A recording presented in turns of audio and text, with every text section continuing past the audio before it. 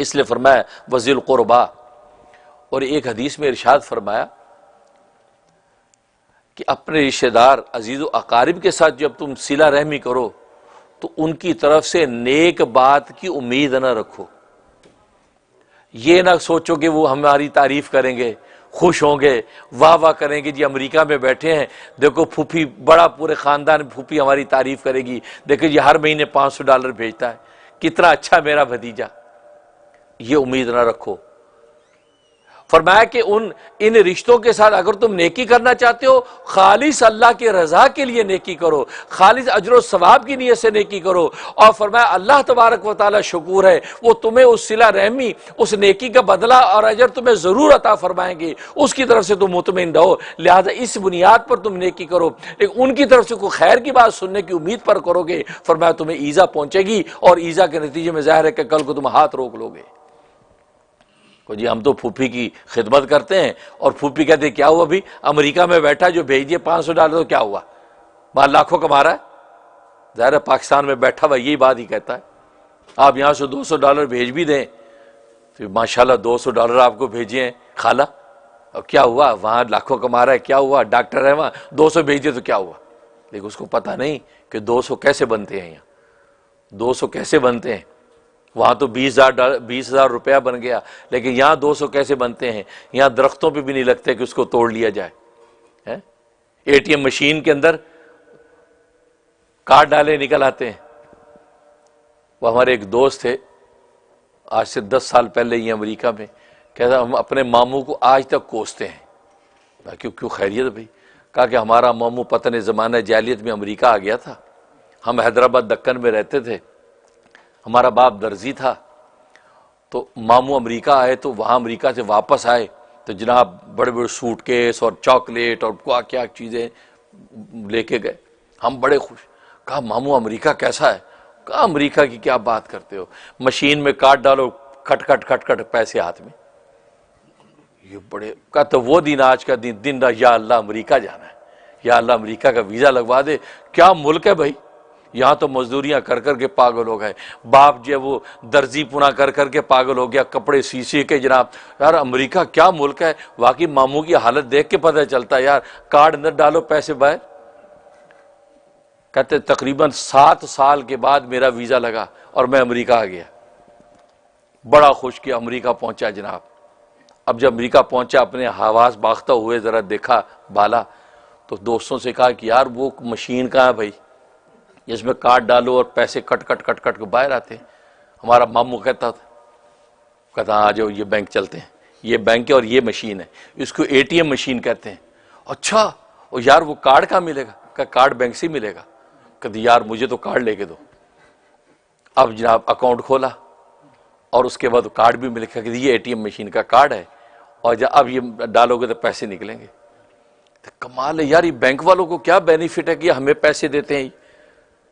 कहते नहीं बेनिफिट कुछ नहीं है, आप पैसे लेके देखो फिर बेनिफिट का पता चलेगा। कहते फिर बेनिफिट का पता चला कि कमर जो है वो झुका के और पैर रगड़ के और पोचे रेस्टोरेंटों में लगा लगा के वो पैसे इकट्ठे करके उसके पेट में डालो पहले मशीन के, फिर देती है। ऐसे मुफ्त में नहीं देती। कहते वो दिन आज का दिन है, मामू तो दुनिया से चले गए हैं, और मामू को कोसते कि यार कहाँ आके मरवा दिया। वहाँ चटनी रोटी खाते थे, सुख और सुकून की खाते थे, सारे रिश्ते पास थे, इज्जत की रोटी खा रहे थे। यहाँ अमेरिका आके तो जलील होके रह गए। यहाँ मॉप लगाओ, वहाँ मॉप लगाओ, वह बॉस की गालियां सुनो, फिर उस ATM मशीन में का पेट भरो। तो मैंने फिर वहाँ गांव में कहा बात सुनो, ये ATM मशीन के धोखे में नहीं आना, वो ऐसी मशीन है पहले उसका पेट भरो उसके बाद देती है। अब देखो ये हालात हैं। तो इंसान जो है बसा औकात इस तरह के धोखे खाता है, इस तरह के धोखे खाता है। तो बहरहाल कहने का मकसद ये है कि वह बिल वालिदैन एहसाना, फरमाया कि वालिदैन के साथ हुस्न सलूक करो, वज़िल क़ुरबा और अजीज़ व अकारिब के साथ हुस्न सलूक करो, सिला रहमी करो। और अजीज़ व अकारिब के साथ सिला रहमी, जैसे मैंने हदीस में बताया कि हदीस में आता है कि आप अल्लाह की रज़ा के लिए से उनके साथ नेक सलूक करें। आप उनकी तरफ से किसी किस्म के अच्छे जुमला सुनने की उम्मीद पर ना करें, और आप इस नीयत से अगर करेंगे तो नतीजा क्या होगा? आपका दिल कलेजा कटेगा। आप बेचारे वो यतीम भतीजे की खिदमत कर रहे हैं, यहाँ से भेज रहे हैं, और वो भतीजा वहाँ अयाशी कर रहा है और कहता है यार कोई बात नहीं यार, चाचा के पास बड़ा माल है यार, भेज दिए $200 तो क्या हुआ?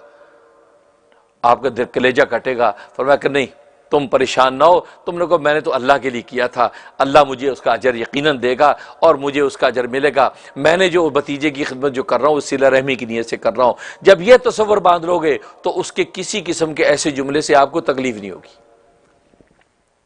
और आज आमतौर पर रिश्तों में दरारें इसलिए पड़ती हैं कि वो ये सोच बैठते हैं कि यार देखो उसने ऐसा कह दिया।